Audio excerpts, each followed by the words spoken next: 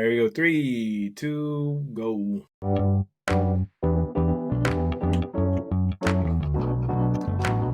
Powered by Riverside.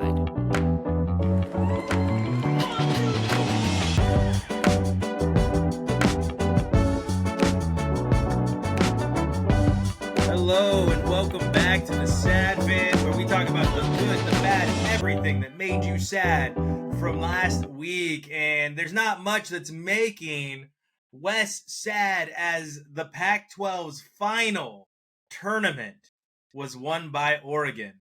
And Wes, that was their only shot, right? That was the first. I'm going to get how you feel, but that was their only shot to make the tournament, right? Yeah. I think we were probably one of the first four, next four out. Uh-huh.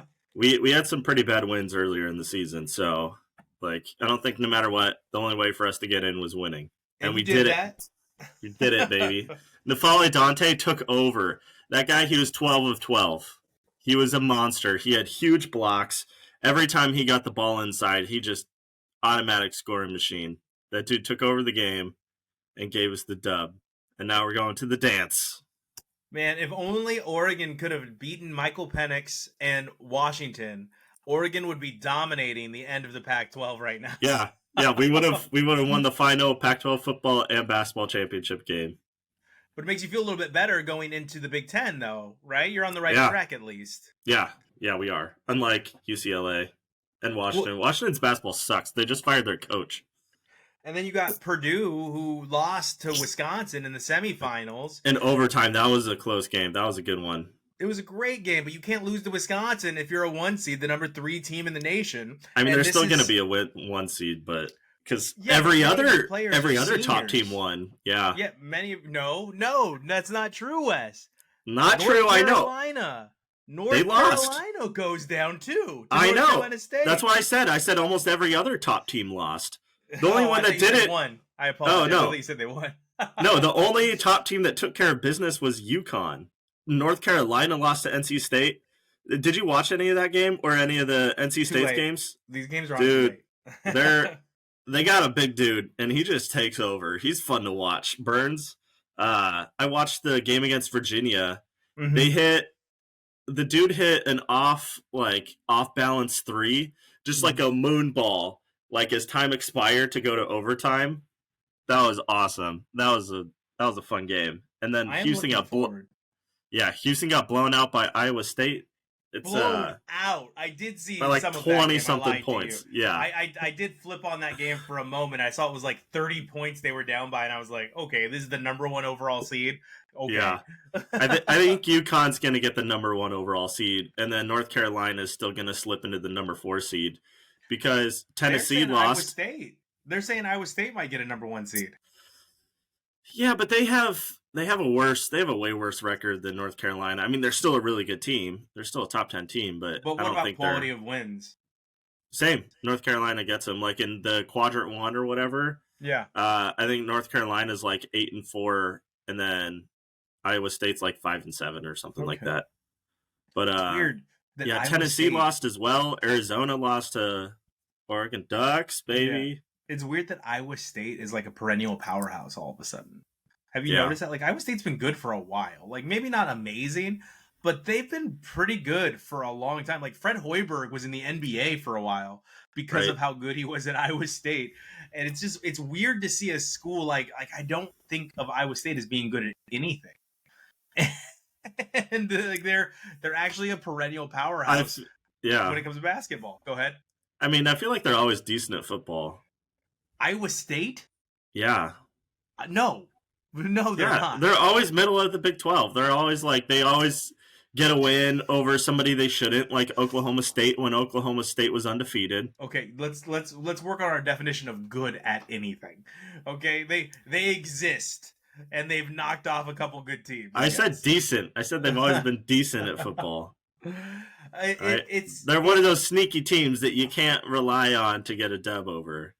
Like, you don't bet against Iowa State ever. No matter how bad they are. Do not place a bet against it. But big story is, this is, like I said at the beginning of the show, the last Pac-12 tournament, and Oregon won, and it's the last Pac-12 basketball game in that conference, and it's really crazy that this giant conference that's won tons of championships is just dissolved now. Yeah, it's sad. And we only have a few months left until the end of baseball and softball, so that'll be sad too. The only redeeming quality that we're going to get from this is we're not going to have to hear about Ohio State football all the time anymore, because now they've actually got to play against real teams. So it's going to be rough. Ohio State is stacked, though. They have been bringing some really good recruits, and I'm scared. They finally decided that they were going to pay players. Before, they were like, this is Ohio State, and we're not going to have to do that because players are going to want to come here. And then they lost to Michigan 3 times in a row. They're like, oh, crap. How much money can we pay players? Yeah. Take my money. I think it's also, Ryan Day's not a good coach, man. And I keep telling you this. And I keep telling you the same thing with James Franklin. Like, James Franklin is a great recruiter. I will never say he's a bad recruiter. But he can't... A mark of a good coach is when it comes up against competition that is equal or better than you find a way to win through your coaching. And neither one of them does that. Yeah. Well, I think the greatest sign that Ryan Day isn't a good coach is, imagine if you take a team and they have C.J. Stroud as their quarterback, and their starting wide receivers are Marvin Harrison Jr., Chris Olave, and Garrett Wilson. And then Jackson Smith-Njigba. Oh, yeah. And all 4 of them went in. Him. all 4 of those receivers and the quarterback went in the first round, and they were all either rookie of the year or like top 2 or 3 for rookie of the year. And you still don't win a championship. Dude, I really want the Raiders to trade up to the 5th pick, because it's looking like Marvin Harrison Jr. is going to fall to pick 5 right now. And I think these teams are dumb. I do. I think these teams are stupid, because I'm like, he's probably the best player in this draft. Like, you're all on Caleb Williams, but I think Marvin Harrison Jr. might be the best actual player in this draft that we're going to see come out of this draft. And it's shocking to me that no one's talking about him right now, because we're talking about J.J. McCarthy. Like, what are we doing? It's insane to me. Is that the latest rumor that J.J. McCarthy's going to be ahead of Marv? Right now, every analyst I read is saying there's a very, very real chance that we see 4 quarterbacks in the top 6. The only outlier is Marvin Harrison Jr. Like, he's the biggest outlier right now that could really interrupt the draft this year. And, I mean, we're not on NFL yet. We need to get back to college basketball. But that, just because you brought up that point about all these Ohio State wide receivers, that is shocking to me, because he's such a phenomenal prospect that I just can't envision a world where he's not a top 3 pick. Like, it's insane to me. I get taking quarterbacks 1-2. We've seen that now a couple times in a row. But to just pass on a talent that literally carried Ohio State and their terrible quarterback on his back, I don't understand what's happening right now. And Kool-Aid McKinstry at cornerback is one of the best cornerback prospects we've had in a long time, and he's not even valued in the top 10 right now. I'm like, What is happening? Cornerbacks, wide receivers, who runs the NFL right now? What is going on? I don't know. Oh my gosh. Anyway, this is a stacked wide receiver class for this draft. It's going to be very interesting to see what happens. But a team that's near and dear to our heart, who I didn't think was going to make it, but I thought was having a great season. If they did, they slip in as an 11, like battling a 16 seed or something like that. You know, one of those teams. What is it? What are those games that we have now? The battle for the first 4? The battle for the 6. Yeah. I thought they might slip in as one of those teams. But University of New Mexico, because everyone's a Lobo, Everyone's a Lobo. Man, by taking out our real rival, because it's not New Mexico State, trust me. Our real San rival Diego San Diego State, who was the runner-up last year. Yeah, and they've haunted UNM for years. San Diego State has haunted them. That's where Kawhi Leonard went, boys and girls.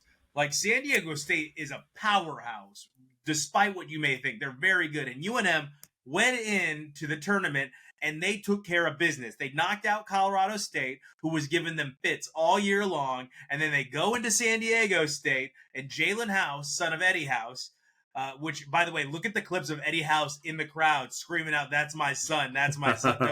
It was hilarious. Like he was going off. The son of Richard Pitino. Like, this is team nepotism. Just going in and taking care of business, right? I got scared for a little bit, but they did it, man. It feels good, right? It does.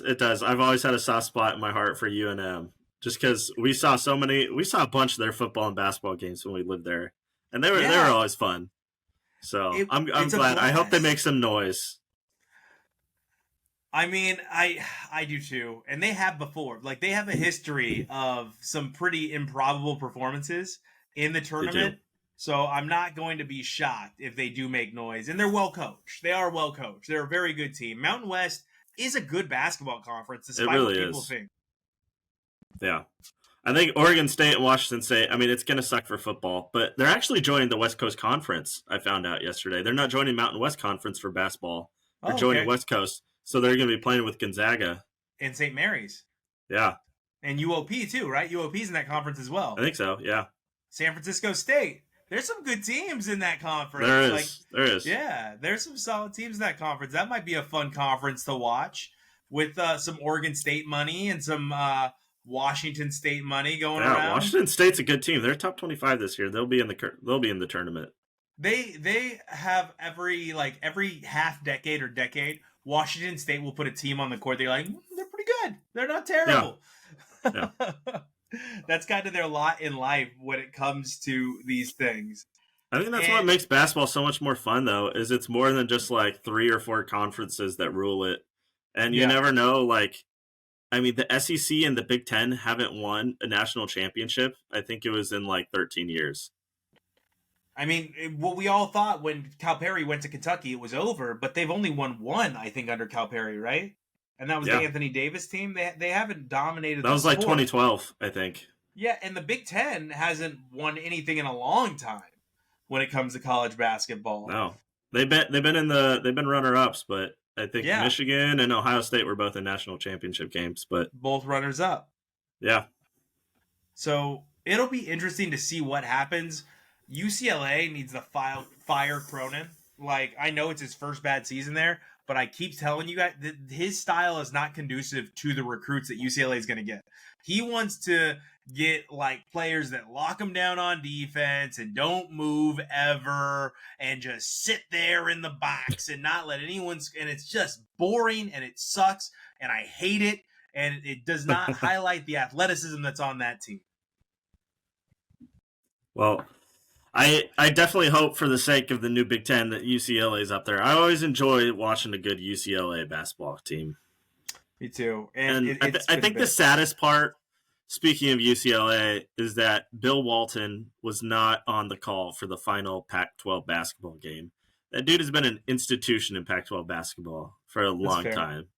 I guess he's struggling with some health problems. He's getting pretty old, so I wish him all the best.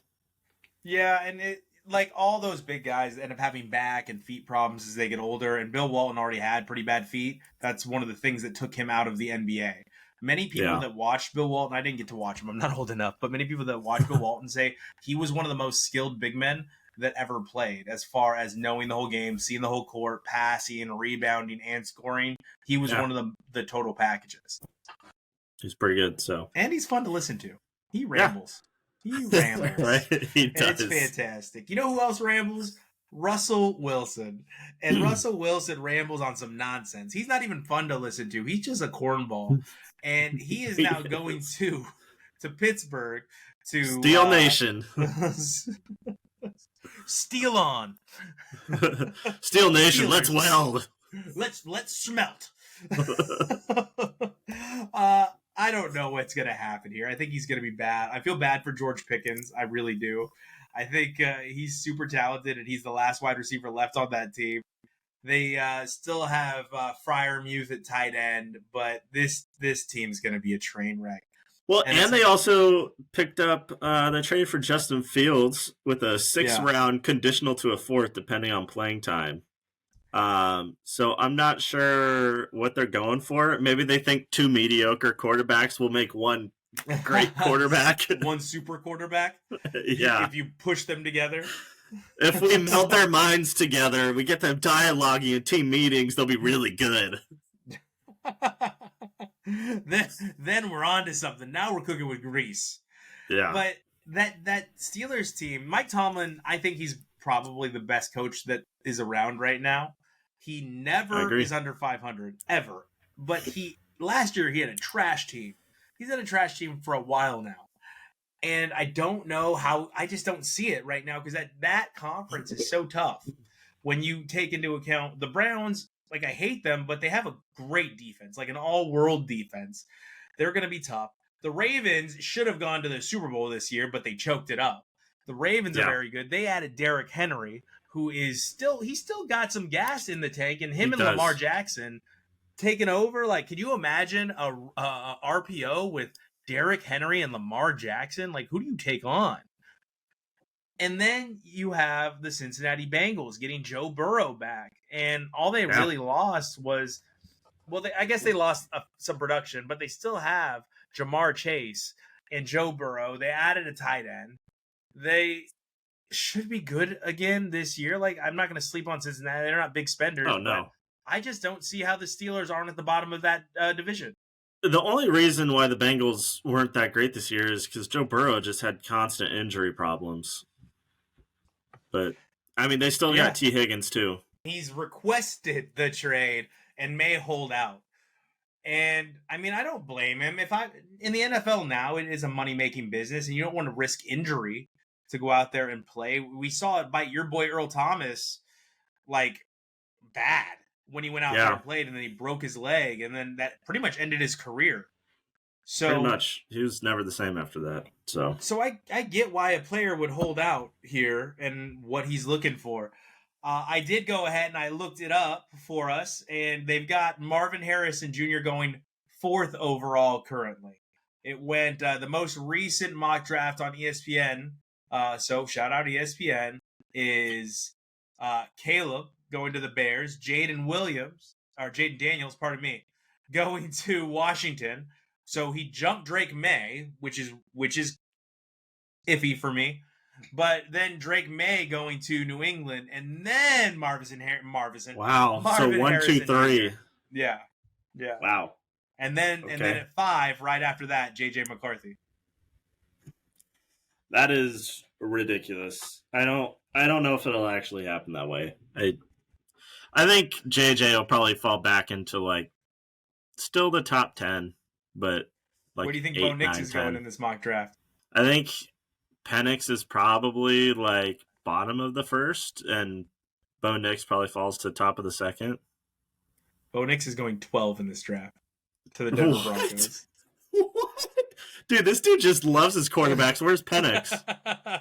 I haven't seen Penix yet as we're going on about it. But, I mean, I think it's the perfect draft for, like, teams like Seattle and teams like, Penix isn't in this one because it's just the top 15. But teams like Seattle, teams like Las Vegas to trade up because there's a lot of talent. Like, Roma Duzier isn't going till 9. And he is a really, really, really good wide receiver that reminds me a little bit of Jamar Chase because he catches. That dude gives me nightmares. Yeah, I bet. I bet. And then he got on there and trolled Oregon in the Oregon Zoom chat. He wanted to make sure you didn't forget about him. Yeah. You know who else gives me nightmares? Who's that? Aaron Donald. But guess what? We're free. The bad man is gone. Did you dance around your house like an elf from Wizard of Oz? I fell to my knees in a Walmart parking lot. Ding dong, the witch is dead. Ding dong, the witch is dead. I mean, a player as dominant as Aaron Donald is generational, like, to be honest. And I love the tribute. I love the tributes going out to Aaron Donald. And it's just images of triple teaming Aaron Donald so he can't get to your quarterback.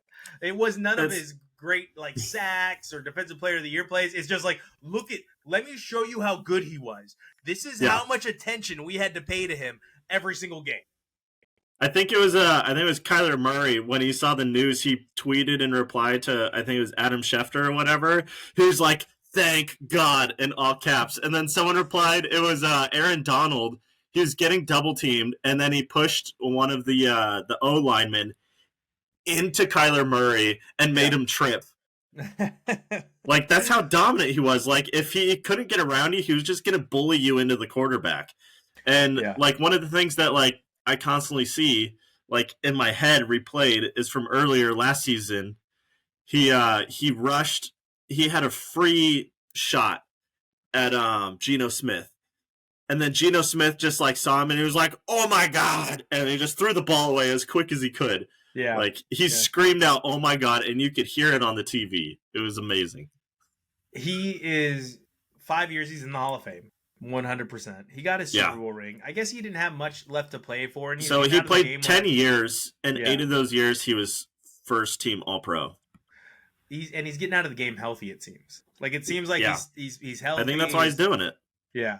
He's going to feel good. He's going to be a coach somewhere. He's going to be a coach somewhere or an analyst somewhere because he's a very entertaining dude. If you've watched him on interviews or listened to him talk, like, he is fun. He's going to be the next Michael Strahan, I think. He's going to get a lot of work. He's going to be entertaining. And he's going to look good doing it. And good for him. You know what? I know he haunted your dreams, but good for him. I'm just glad he's out. I'm glad he's gone. Thank you, Aaron Donald, for leaving. Tribute to Aaron Now we Donald. might actually have a chance at beating the Rams. You know, and we talked so much about the Steelers, and we didn't talk about how they didn't have to trade anything to the Bears to pick up Justin Fields. One more thing about Aaron Donald is one of the things I'll never forget about him is when he took over, was it Super Bowl 56? Yeah. So the Bengals, he stopped, it was like, what was it? It was like 3rd and 2, and they were running it, and then he grabbed the running back with one hand. Yeah, while being blocked, he grabbed the running back with one hand and dragged him down like 6 inches short of first down. And then on 4th down, he just bullied his way, and then he made the sack. Yeah, he pushed through the offensive line. Yeah, right up the middle. Just pushed through and won the Super Bowl for the Rams. And somehow, he didn't win the MVP. I think that was always one of the biggest snubs, that he didn't win the Super Bowl MVP that year. It went to Cooper Kupp. It's going to happen every single year. Well, if you were watching that Super Bowl early, it looked like it was going to go to Odell Beckham Jr. Like, it really did. Odell Beckham Jr., if he hadn't torn his ACL in that game, he was crushing the Bengals secondary. Yeah. He was tearing them up. But onto this trade here. Could you imagine, like, Justin Fields, yes, he can't throw. And I've made that very clear. He cannot throw. He's a bad thrower of the football. Mike Tomlin's going to turn him into an all-pro. But the dude can run. Like, he can run. That was my favorite thing. And I didn't comment. I wasn't a hater. But all the highlights that people were sharing, like, how does this dude go for a 6th-round pick? They're all of him running. There was not a single one of him throwing the ball. Every single clip of people saying that. And I was like, I don't know. Maybe he goes for a 6th-round pick because every clip you found is him running the ball and not throwing the ball. I've seen some pretty good clips of him tossing bombs. He's got a big arm strength. You just can't hit a receiver, man. It's few and far between. And today's NFL game is all about accuracy. Yeah. So I know. It'll be interesting. I'm not sure what their play is. I mean, I think I've heard from, like, sources that their plan is to have them to start Wilson and have Fields back him up for the first year. But, I mean, I don't know, because my sincere hope is that he beats out Russell Wilson and we get to listen to Russell Wilson complain all year long and finally go negative and not be like, I'm just here to support the team, Steelers, let's steal, like all that stuff. Like, I can't wait. I can't wait for that. I hope that happens with every fiber of my being. Just like, I just don't know what Jim Harbaugh. I hope Jim Harbaugh fails in Los Angeles, man. I do. Really? No. I do. You know why? Because I'm a Las Vegas Raiders fan. And he is doing everything he can, or at least I'm a Los Angeles Raiders fan, and then an Oakland Raiders fan, and then a Las Vegas Raiders fan. We can't have all have Paul Allen be our owner. All right? What's going to happen with Seattle? No one knows. But Raiders, let's raid all these cities. Hey, we don't want Russell Wilson. We made that very clear. Okay? We're fine. We'll ride with Aiden O'Connell over Russell Wilson. That should have been assigned right to Russell Wilson. But when when it comes to the Chargers, they released all their talent. So I don't know what Herbert's going to do. Like, he's amazing, but now he's just got Quentin Johnson, who had a case of the dropsies last year, right? He couldn't catch the ball last year. They traded Keenan Allen to go support Caleb Williams in Chicago. They dropped Mike Williams for cap space. They kept their defense intact. They got rid of Austin Eckler, so now they don't have a running back. What do you think their plan is here? I don't know. I really don't know. I mean, because San Diego had a solid team. Yeah. Sorry. Los Angeles, the Chargers had a solid team. They just had a really bad coach. Brandon Staley was fun, though. He's terrible. 4th and 2, a field goal wins it. Go for it. Like, he's such a clown. It's 4th and 13 in our own end. Go for it. I kind of support the anarchy, man. No. So I don't know what Harbaugh's plan is, but I trust him. The dude's a great coach. Really? He's been a winner everywhere. And yes. I hope the best for him and Herbert. So that trust you have for Jim Harbaugh, does that just extend to coaches, or does that extend to players as well? I got trust in Herbert as well. Okay.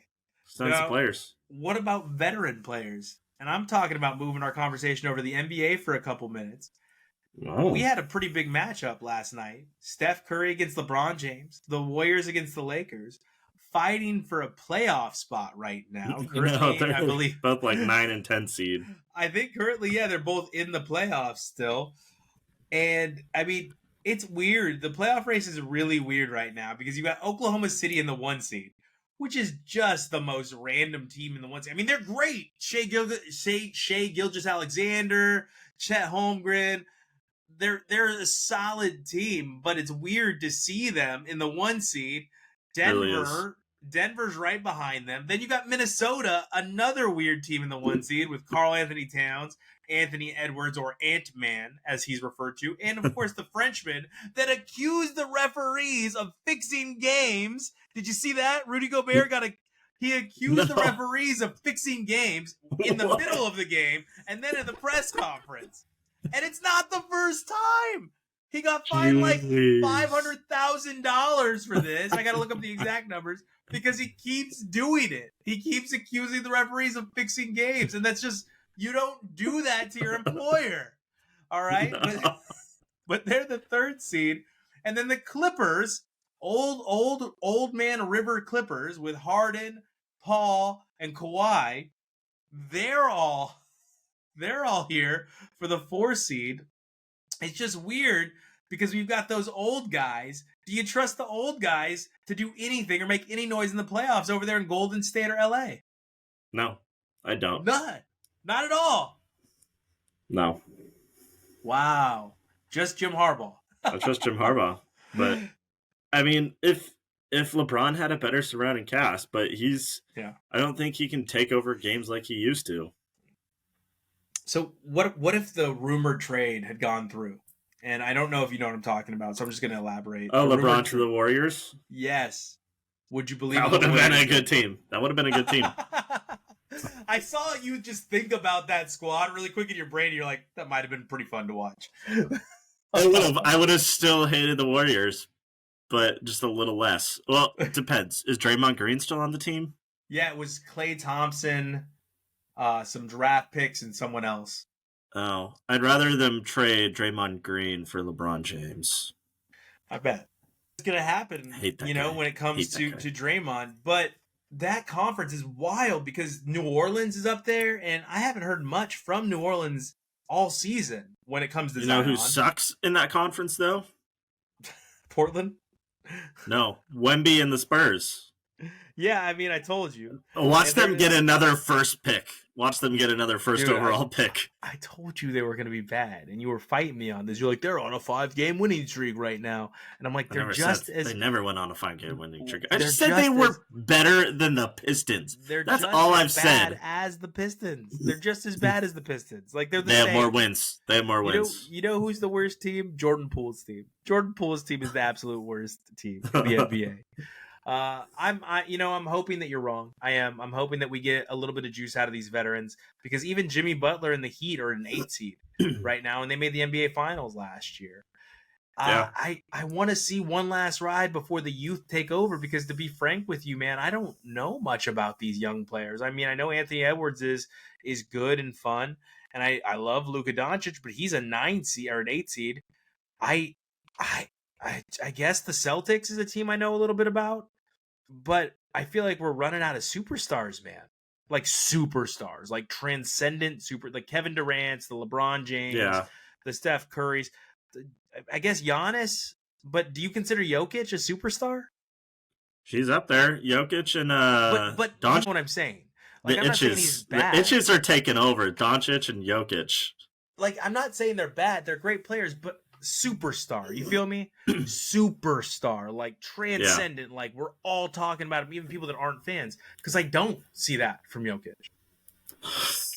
That's true. I mean, he doesn't have like the name familiarity or whatever, like Steph Curry, LeBron James, like those guys, like they take over every media. They take over the news. They take over social media. And I don't see that from any of the, I don't see that from any of the guys right now that are coming up. It's funny because Jason Tatum, I think, wants to be that guy, but he's just like not that guy. He's not good enough. He's just not that guy. Like, he thinks he's Kobe Bryant, but he's like not Kobe Bryant. They just don't like have that charisma. I mean, I'm with it, and they don't have that draw. Like, nobody's tuning in to see it, and it's weird to me. But I hope everyone tuned in to watch the USA women's team win the Gold Cup. They're back. They lost to Mexico early, and they redeemed themselves and won the whole dang competition. Alex Morgan was out there with her daughter kicking goals after the game. It was a beautiful sight. It was great to see the blending of youth and experience on Team USA's women. It's great to see the new coach come in and win their first tournament together. That was a lot of fun. Yeah, that was. I'm happy. Obviously, USA. Super stoked about it. And we're super stoked about you guys joining us each and every week. Again, thank you for joining us on our new time over the weekend. It's making it easier for both of us to record. It's making it easier for both of us to bring you all the action from the previous week. And I promise you, what made us sad is going to make its way back into the show as soon as March Madness starts, because I guarantee you there are going to be some bad beats. No, my bracket's going to be perfect, and Oregon's going to win the national championship. And now we know your bracket's not going to be perfect. As always, you can reach us at TheSadFan and at TheSadFan12. Thank you so much, and we will see you next week. Adios.